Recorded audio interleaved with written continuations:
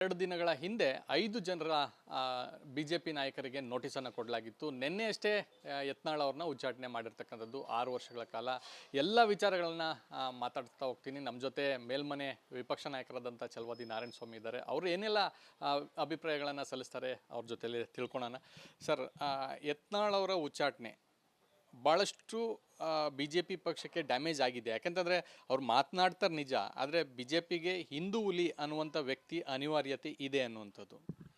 ನೋಡಿ, ಯಾರೂ ಹುಲಿಗಳಲ್ಲ.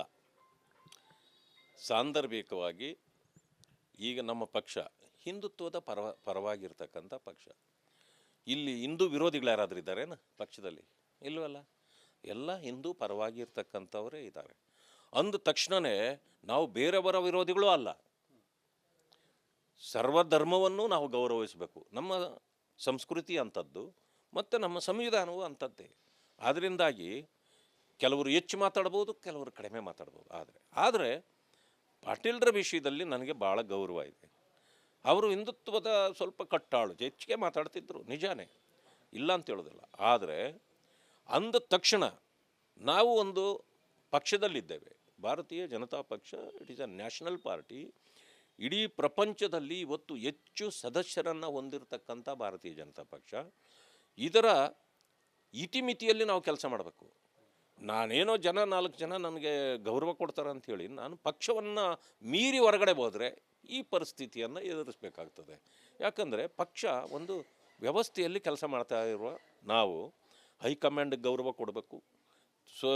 ಕರ್ನಾಟಕದ ನಾಯಕತ್ವಕ್ಕೆ ಇತಿಮಿತಿಯಲ್ಲಿ ನಾವು ಗೌರವ ಕೊಡಬೇಕು, ನಿಮ್ಮ ಗೌರವವನ್ನು ಉಳಿಸ್ಕೊಳ್ಬೇಕು. ಹಾಗೆ ಆದರೆ ನನ್ನನ್ನೂ ಸೇರಿದಂತೆ ಯಾರೂ ಕೂಡ ಪಕ್ಷಕ್ಕೆ ಅನಿವಾರ್ಯ ಅಲ್ಲ, ಪಕ್ಷ ನಮಗೆ ಅನಿವಾರ್ಯ. ಯಾಕೆ ಅಂದರೆ ಅದೊಂದು ವ್ಯವಸ್ಥೆಯನ್ನು ನಾವು ಮೀರಬಾರ್ದು. ಮೀರಿದಾಗ ಇಂಥ ಪರಿಸ್ಥಿತಿಯನ್ನು ಯಾರೇ ಆದರೂ ನಾನು ಕೂಡ ಎದುರಿಸಬೇಕಾಗತ್ತೆ. ಸರ್, ಬಹುತೇಕ ತಾವು ಗಮನಿಸಿರ್ಬೋದು, ವಿಜಯೇಂದ್ರ ಅವ್ರ ವಿರುದ್ಧ ಮತ್ತು ಯಡಿಯೂರಪ್ಪನವ್ರ ವಿರುದ್ಧವೇ ಭಾಳಷ್ಟು ವಿರೋಧವನ್ನು ಮಾಡ್ತಾಯಿದ್ರು. ಇದು ಸರಿಯಲ್ಲ, ಅಪಮಕ್ಕಳು ಪಕ್ಷ, ಈ ರೀತಿಯಾದಂಥ ಮಾತನ್ನು ಹೇಳ್ತಾಯಿದ್ರು. ಸೊ ಇದೇ ಅವರಿಗೆ ಕಂಟಕವಾಯ್ತಾ, ಮುಳುವಾಯ್ತಾ? ಯಾಕಂದರೆ ಈ ಹಿಂದೆ ಕೂಡ ಯತ್ನಾಳ್ ಅವ್ರಿಗೆ ಒಂದು ನೋಟಿಸನ್ನು ಕೊಟ್ಟಿದ್ದರು. ಅದಾದ ಬಳಿಕ ನಾನು ಅಪಮಕ್ಕಳ ಬಗ್ಗೆ ಮಾತನಾಡೋದಿಲ್ಲ, ಏನಿದ್ರು ಇನ್ನು ಮೇಲೆ ಆಡಳಿತ ಪಕ್ಷದ ವಿರುದ್ಧವಾಗಿ ಚರ್ಚೆ ಮಾಡ್ತೀನಿ ಅನ್ನುವಂಥ ಮಾತನ್ನು ಹೇಳ್ತಾಯಿದ್ರು. 2ನೇ ನೋಟಿಸ್ ಬಂದ ಬಳಿಕ ಈ ರೀತಿಯಾದಂಥ ಕ್ರಮ ಇದೆ. ಇದು ಎಚ್ಚರಿಕೆ ಸಂದೇಶನ ಅಂತ ನೋಡಿ. ಅನೇಕ ಬಾರಿ ಅವರಿಗೆ ನೋಟಿಸ್ ನೀಡಲಾಗಿದೆ. ಇದು ಅಪ್ಪ ಮಕ್ಕಳ ಪ್ರಶ್ನೆ ಅಲ್ಲ, ಇದು ಭಾರತೀಯ ಜನತಾ ಪಕ್ಷದ ಪ್ರಶ್ನೆ. ಅಪ್ಪ ಮಕ್ಕಳು ಅಂದ ತಕ್ಷಣವೇ ಅವರು ಈ ಪಕ್ಷದಲ್ಲಿ ಇದ್ದಾರೆ. ನಿಮಗೇನಾದರೂ ಸಮಸ್ಯೆ ಇದ್ದರೆ ಅದನ್ನು ಹೈಕಮಾಂಡ್ಗೆ ಸಲ್ಲಿಸಬೇಕು. ಅವ್ರ ಬಗ್ಗೆ ಇದ್ದರೆ ವಿಜೇಂದ್ರ ಅವರು ಪಕ್ಷದ ಅಧ್ಯಕ್ಷರು. ನೀವು ಅಪ್ಪ ಮಕ್ಕಳು ಅಂತ ಹೇಳ್ಕೊಂಡು ಮಾತಾಡೋಕ್ಕಾಗೋದಿಲ್ಲ. ಒಬ್ಬ ಅಧ್ಯಕ್ಷರಿಗೆ ನಾವು ಕೊಡ್ತಕ್ಕಂಥ ಗೌರವ, ಪಕ್ಷಕ್ಕೆ ಕೊಡುವ ಗೌರವ. ವ್ಯಕ್ತಿಯಾಗಿ ವಿಜೇಂದ್ರ ಅವರ ಬಗ್ಗೆ ಯಾರಾದರೂ ಮಾತಾಡ್ಕೊಂಡ್ರೆ, ಅದು ಹೊರಗಡೆ ಮಾತಾಡ್ಕೊಂಡ್ರೆ ಸಂಬಂಧ ಇಲ್ಲ. ನೀವು ಪಕ್ಷದವರಾಗಿ ಪಕ್ಷದ ಅಧಿಕಾರ ಸ್ಥಾನದಲ್ಲಿ, ಅದರಲ್ಲೂ ಅಧ್ಯಕ್ಷರಾಗಿರುವವರನ್ನು ನಾವು ಎಲ್ಲರೂ ಗೌರವಿಸಬೇಕು. ಅಧ್ಯಕ್ಷರನ್ನು ಗೌರವಿಸಲಿಲ್ಲ ಅಂತಂದರೆ ನಾವು ಪಕ್ಷವನ್ನು ಗೌರವಿಸಲಿಲ್ಲ ಅಂತಲೇ ಅರ್ಥ. ಈ ಕಾರಣದಿಂದ ನಿಮಗಿರ್ತಕ್ಕಂಥ ಸಮಸ್ಯೆಯನ್ನು ನೀವು ಹೈಕಮಾಂಡಿನ ಜೊತೆಯಲ್ಲಿ ಹೇಳಬೇಕು. ನೀವು ಸಮಸ್ಯೆ ಬಂದಾಗ ಪಕ್ಷದ ಒಳಗೆ ಹೇಳಬೇಕು. ಪಕ್ಷದ ಒಳಗೆ ಹೇಳೋದನ್ನು ನೀವು ಹೊರಗಡೆ ಹೇಳೋದು, ಪಕ್ಷದ ಹೊರಗಡೆ ಮಾಡಬೇಕಾದ್ದನ್ನು ಒಳಗಡೆ ಮಾಡೋದು ಎರಡೂ ಕೂಡ ತಪ್ಪು. ಈಗ ಅದಕ್ಕೆ ಆಗಿರ್ತಕ್ಕಂಥ ಇದು ಬೆಲೆ ತರ್ತಕ್ಕಂಥದ್ದಾಗಿದೆ. ನಮಗೆ ಪಾಟೀಲ್ರ ಬಗ್ಗೆ ಭಾಳ ಗೌರವ, ವಿಶ್ವಾಸ ಇದೆ. ಅವರು ಅರ್ಥ ಮಾಡ್ಕೊಳ್ಬೇಕಾಗಿತ್ತು, ಯಾಕೆ ಗೊತ್ತಿಲ್ಲ. ಸೊ ಕೆಲವು ಸಾರಿ ಒಳ್ಳೆ ನಾಯಕರು ಅಂತ ಅನ್ಸ್ಕೊಂಡವ್ರಿಗೆ ವೀಕ್ನೆಸ್ಸಸ್ಸು ಕೆಲವಿರ್ತವೆ ಅಂತಾರೆ. ಭವಿಷ್ಯ ಆ ವೀಕ್ನೆಸ್ಸು ಪಾಪ ಅವರನ್ನು ಇವತ್ತು ಈ ಪರಿಸ್ಥಿತಿಗೆ ತಂದಿದೆ. ಸೊ ಅವರ ಮಾತೇ ಅವರ ವೀಕ್ನೆಸ್ಸು. ಎಲ್ಲೂ ನೋಡಿ, ನಾವು ನಾಯಕತ್ವವನ್ನು ಕೊಡ್ತಕ್ಕಂಥ ಜನರ ಆಶೋತ್ತರಗಳನ್ನು ಅರ್ಥ ಮಾಡ್ಕೊಳ್ಬೇಕು, ಪಕ್ಷದ ಇತಿಮಿತಿಗಳನ್ನು ತಿಳ್ಕೊಳ್ಬೇಕು, ತತ್ವ ಸಿದ್ಧಾಂತಗಳಿಗೆ ಬೆಲೆ ಕೊಟ್ಟು ನಡ್ಕೊಳ್ಬೇಕು. ಇದು ಆಗಲಿಲ್ಲ ಅಂತಂದರೆ ನನ್ನ ನಾಯಕತ್ವಕ್ಕೆ ಯಾರು ಬೆಲೆ ಕೊಡ್ತಾರೆ? ಆ ಪರಿಸ್ಥಿತಿ ಇವತ್ತು ಅವ್ರಿಗಾಗಿದೆ. ಹೈಕಮಾಂಡು ತನ್ನ ತೀರ್ಮಾನವನ್ನು ತೆಗೆದುಕೊಂಡಾಗ ನಾವು ಅದನ್ನು ವಿರೋಧಿಸಲಿಕ್ಕಾಗೋದಿಲ್ಲ.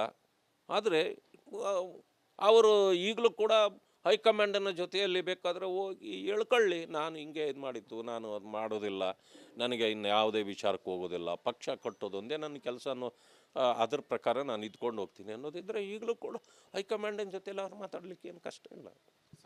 ಯತ್ನಾಳ್ ಅವರ ಉಚ್ಚಾಟನೆ ಬಳಿಕ ರಾಜ್ಯದಲ್ಲಿ ಅನೇಕ ಹಿಂದೂ ಪರ ಸಂಘಟನೆಗಳು, ಶ್ರೀರಾಮ್ ಸೇನೆ ಆಗಿರ್ಬೋದು, ವಿರೋಧ ವ್ಯಕ್ತಪಡಿಸಿದೆ.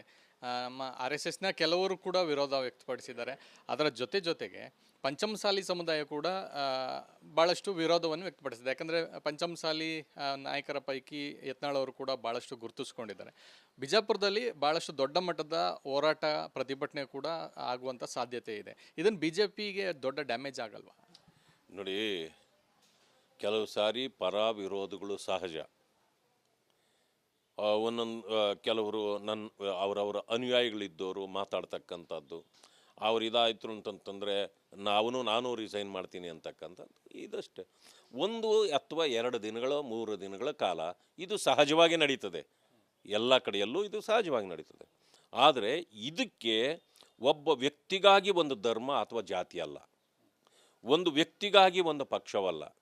ಪಕ್ಷಕ್ಕಾಗಿ ನಾವೇ ಹೊರ್ತು ಪಕ್ಷ ನಮಗಾಗಿ ಮಾತ್ರವೇ ಹೊರ್ತು ನಾವು ಪಕ್ಷ ಅಲ್ಲ. ಈ ಇತಿಮಿತಿಯನ್ನು ನಾವು ಅರ್ಥ ಮಾಡ್ಕೊಂಡ್ರೆ ನಾವು ಸುಗಮ ರಾಜಕಾರಣ ಮಾಡ್ಬೋದು. ಆದ್ದರಿಂದ ಈಗ ಪಂಚಮಶಾಲಿಗಳು ಎಲ್ಲ ಪಕ್ಷಗಳಲ್ಲೂ ಇದ್ದಾರೆ. ಈಗ ಪಾಟೀಲರು ಪಂಚಮಶಾಲಿಗಳೇ. ಅವರು ಏನೋ ವೀಕ್ ಲೀಡ್ರ್ ಅಂತ ನಾನು ಹೇಳೋದಿಲ್ಲ, ಇದು ಸ್ಟ್ರಾಂಗ್ ಲೀಡ್ರೇ. ಬಟ್ ಆ ಸಮುದಾಯ ಒಬ್ಬ ವ್ಯಕ್ತಿಗಾಗಿ ಉಳಿದಿದೆಯಾ? ನಮ್ಮಲ್ಲೂ ಇದ್ದಾರೆ. ಈಗ ಬೆಲ್ಲದವರು ಇದ್ದಾರಲ್ಲ, ಅರವಿಂದ್ ಬೆಲ್ಲದವರು, ಅಥವಾ CC ಪಾಟೀಲ್ರು ಇದ್ದಾರಲ್ಲ, ಬಹಳ ಜನರು ನಮ್ಮಲ್ಲೂ ಇದ್ದಾರೆ. ಇದು ಎಲ್ಲ ಪಕ್ಷದಲ್ಲೂ ಇರ್ತಾರೆ. ಅದರಿಂದಾಗಿ ಅದಲ್ಲ, ಆ ಸ್ವಾಮೀಜಿಗಳು ಈ ರೀತಿ ನಿರ್ಧಾರಕ್ಕೆ ಬರೋದು ಅದು ಸರಿಯಲ್ಲ ಅಂತಕ್ಕಂಥ ಮಾತನ್ನು ಹೇಳಿದೆ. ಸರ್, ಯತ್ನಾಳ್ ಅವರ ಜೊತೆಯಲ್ಲಿರುವಾಗ ಈಗ ಒಂದು ರೀತಿ ಆತಂಕ ಶುರುವಾಗಿದೆ. ಯಾಕಂತಂದರೆ ಯತ್ನಾಳ್ ಅವರು ಒಂದು ಬಣ ಇತ್ತು, ರಮೇಶ್ ಜಾರಕಿಹೊಳಿ ಅವರಾಗಿರ್ಬೋದು, ಕುಮಾರ್ ಬಂಗಾರಪ್ಪ ಅವರು, ಪ್ರತಾಪ್ ಸಿಂಹ ಅವರು, ಅರವಿಂದ್ ಲಿಂಬಾವಳಿ ಅವರು, ಇವರೆಲ್ಲ ಒಂದು ಅಂದರೆ ರಾಜ್ಯದಲ್ಲಿ ಏನೋ ಬದಲಾವಣೆ ಒಂದು ತರಬೇಕು ಅನ್ನೋಂಥದ್ದು. ಅವರೆಲ್ರಿಗೂ ಇದೊಂದು ಹೊಡೆತ ಸಿಗುತ್ತಾ ಅನ್ನಂತ. ನೋಡಿ, ಯಾರಿಗೆ ಹೊಡೆತಾ ಇಲ್ಲ ಅಂತ ಮಾತನ್ನು ನಾನು ಹೇಳಕ್ಕೆ ಹೋಗೋದಿಲ್ಲ. ಅವರೆಲ್ಲರೂ ಪಕ್ಷದ ನಮ್ಮ ನಾಯಕರೇ, ಅದರಲ್ಲಿ ಏನೂ ಅನುಮಾನ ಇಲ್ಲ. ಆದರೆ ಎಲ್ಲ ನಾಯಕರು ಕೂಡ ನಮಗೆ ಆಗಬೇಕಾಗಿರೋದೇನೋ, ಎಲ್ಲ ನಾಯಕರು ಪಕ್ಷದ ಜೊತೆಯಲ್ಲಿ ಕೆಲಸ ಮಾಡಬೇಕೇ ಹೊರತು ಪಕ್ಷದ ಹೊರಗಡೆ ಅಲ್ಲ. ಇವತ್ತಾಗಿರ್ತಕ್ಕಂಥದ್ದು ವೆರಿ ಸಿಂಪಲ್. ನಮಗೆ ಶಿಸ್ತಿನ ಪಕ್ಷದಲ್ಲಿ ಯಾಕೆ ಶಿಸ್ತಿಲ್ಲ? ಅವರಿಷ್ಟು ಮಾತಾಡಿದ್ರು ನೀವು ಯಾಕೆ ಅವ್ರನ್ನ ಹೊರಗಾಕಲ್ಲ ಅನ್ನೋದು ಸುಮಾರು 90% ಕಾರ್ಯಕರ್ತರ ಇದು ಒಕ್ಕೊರಲಿನ ಕೂಗು ಮೊದಲಿಂದ. ಆದರೆ ಇಲ್ಲ, ನಾವ್ಯಾರೂ ಅದರ ಬಗ್ಗೆ ಚಕಾರ ಎತ್ತಲಿಲ್ಲ. ಯಾಕೆ ಅಂದರೆ ಇದೆಲ್ಲ ಸಹಜ, ತಿಳ್ಕೊಳ್ತಾರೆ. ಶಿಸ್ತಿನ ಪಕ್ಷದಲ್ಲಿ ಶಿಸ್ತಿಲ್ಲ ಅಂತೇಳಿ ಕಾಂಗ್ರೆಸ್ನವ್ರು ನಮಗೆ ಪಾಠ ಹೇಳೋಕ್ಕೆ ಶುರುವಾಗ್ಬಿಟ್ರು. ಸೊ ಇದೆಲ್ಲ ಆದಮೇಲೆ ಹೈಕಮಾಂಡ್ ಎಷ್ಟು ನೋಡ್ತದೆ, ನೋಟಿಸ್ ಕೊಟ್ಟರು, ಇನ್ನು ಮೇಲೆ ಮಾತಾಡಬೇಡಿ, ನಿಮ್ಮದೇನಾದರೂ ಇದ್ದರೆ ಬಂದು ನಮ್ಮ ಹತ್ರ ಹೇಳಿ ಎಲ್ಲ ಹೇಳಿದರು. ಇಷ್ಟೆಲ್ಲ ಆದಾಗಲೂ ಕೂಡ ಮತ್ತೆ ಅದೇ ಮರುಕಳಿಸ್ತಿದ್ದಾಗ ಒಂದು ಯಾವುದೇ ಒಂದು ಇತಿಮಿತಿಯನ್ನು ಮೀರಿದಾಗ ಒಂದು ತೀರ್ಮಾನಕ್ಕೆ ಹೈಕಮಾಂಡ್ ಬರಬೇಕಾಗತ್ತೆ. ಅದು ಬಂದಿದೆ. ಇನ್ನು ಉಳಿದ ನಾಯಕರುಗಳು ಕೂಡ ಅದನ್ನು ಅರ್ಥ ಮಾಡಿಕೊಂಡು ಪಕ್ಷದ ಜೊತೆಯಲ್ಲಿ ನಡ್ಕೊಂಡು ಹೋಗ್ತಾರೆ ಅಂತಕ್ಕಂಥದ್ದು ನನ್ನ ಅಭಿಪ್ರಾಯ. ಎಲ್ಲರೂ ಸೇರಿ ಪಕ್ಷ ಕಟ್ಟೋಣ ಅನ್ನೋಂಥ ಮಾತನ್ನು ಹೇಳ್ತೇನೆ. ಕೊನೆಯದಾಗಿ, ಯತ್ನಾಳ್ ಅವರ ಉಚ್ಚಾಟನೆಯಿಂದ ವಿಜೇಂದ್ರ ಅವರ ಮುಂದಿನ ರಾಜ್ಯಾಧ್ಯಕ್ಷ ಆಗೋ ಹಾದಿ ಸುಗಮವಾಗಿದೆ ಅನ್ನಿಸ್ತಿದೆಯಾ? ನೋಡಿ, ಯಾರ ಹಾದಿಯೂ ಇಲ್ಲಿ ಸುಗಮ ಅಲ್ಲ. ಇದು ಕಠಿಣ ಪರಿಶ್ರಮದ ಫಲವಾಗಿ ಭಾರತೀಯ ಜನತಾ ಪಕ್ಷ ದೇಶದಲ್ಲಿ ಕಟ್ಟಿರ್ತಕ್ಕಂಥದ್ದು. ಈಗಲೂ ಕೂಡ ಹಂಗಂದರೆ ಇವತ್ತು ದೇಶ ಆಳ್ತಾ ಇದೆ. ಮೋದಿಜಿಯವರ ನಾಯಕತ್ವ ಭಾಳ ಗಟ್ಟಿಯಾಗಿದೆ. ಅದರಿಂದಾಗಿ ಎಲ್ಲ ಸುಲಭ ಅನ್ನೋದು ಸರಿಯಲ್ಲ. ಇವತ್ತು ನಾವು ಪ್ರತಿಯೊಬ್ಬ ಕಾರ್ಯಕರ್ತರನ್ನು ಜೊತೆಯಲ್ಲಿ ತೆಗೆದುಕೊಂಡು ಅವರ ವಿಶ್ವಾಸ ಗಳಿಸಿ ಪಕ್ಷವನ್ನು ಮತ್ತಷ್ಟು ಗಟ್ಟಿಗೊಳಿಸಬೇಕಾದ್ರೆ ಶ್ರಮ ಬಹಳ ಮುಖ್ಯ ಇದೆ. ಯಾರಿಗೂ ಇದು ಸುಖದ ಸೋಪಾನ ಅಲ್ಲ. ಆ ಕಾರಣದಿಂದ ನಾವೆಲ್ಲರೂ ಸೇರಿ ಪಕ್ಷ ಕಟ್ಟುವಂಥ ಕೆಲಸವನ್ನು ನಾವೆಲ್ಲರೂ ಮಾಡಬೇಕಾಗಿದೆ. ನಾಯಕರು ಅರ್ಥ ಮಾಡ್ಕೊಳ್ಬೇಕು, ನಾವು ಪಕ್ಷಕ್ಕಿಂತ ದೊಡ್ಡವರಲ್ಲ. ನಮ್ಮ ಮಾತು ಪಕ್ಷ ಕೇಳಬೇಕು ಅಂತಲ್ಲ, ಪಕ್ಷ ನಿಮ್ಮ ಸಲಹೆ ಸೂಚನೆಗಳನ್ನು ಖಂಡಿತ ಸ್ವೀಕಾರ ಮಾಡ್ತದೆ. ಬಟ್ ನಾವು ಆ ಮಟ್ಟದಲ್ಲಿರ್ಬೇಕು. ಆದರೆ ಟೀಕೆ ಟಿಪ್ಪಣಿಗಳಿಂದ ಪಕ್ಷದ ವಿರುದ್ಧವಾಗಿ ಮಾಡಿದರೆ ಪಕ್ಷ ಸಹಿಸೋದಿಲ್ಲ ಅನ್ನೋದನ್ನು ಅರ್ಥ ಮಾಡ್ಕೊಳ್ಬೇಕು ನಾವೆಲ್ಲರೂ. ಇದು ಛಲವಾದಿ ನಾರಾಯಣಸ್ವಾಮಿ ಅವರ ಮಾತು. ಒಟ್ಟಾರೆ ರಾಜ್ಯದಲ್ಲಿ ಆಗ್ತಾ ಇರ್ತಕ್ಕಂಥ ಬದಲಾವಣೆಗೆ ಸಂಬಂಧಪಟ್ಟಂತೆ ಅನೇಕ ವಿಚಾರಗಳು ಈಗ ಮುನ್ನೆಲೆಗೆ ಬರ್ತಾ ಇರ್ತಕ್ಕಂಥದ್ದು. ಕ್ಯಾಂಪರ್ಸನ್ನ ಮಂಜುನಾಥ್ ಜೊತೆ ಚಂದ್ರಶೇಖರ್, ರಿಪಬ್ಲಿಕ್ ಕನ್ನಡ, ಬೆಂಗಳೂರು.